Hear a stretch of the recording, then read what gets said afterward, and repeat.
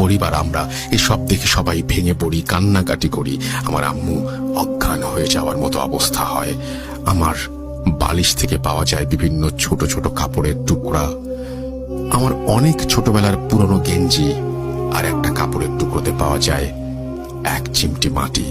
আর আমার আব্বার বালিশ থেকে পাওয়া যায় পুরনো শার্টের টুকরো, লুঙ্গির টুকরো, গামছার টুকরো, এক করা কাঠ, আরো ছোট ছোট বিভিন্ন টুকরো। আমার আপুর বালিশ থেকে পাওয়া যায় 3 পিসের কাপড়, পায়জামার কাপড়, বিভিন্ন টুকরা। এসব দেখার পর সবাই হতভম্ব হয়ে যায়। এই অবস্থায় আমার নানি গ্রামে একটা কবিরাজের খোঁজ করেন। আমাদের সবাইকে সেখানে নিয়ে যান। রাত 10টার পর কবিরাজ আসেন।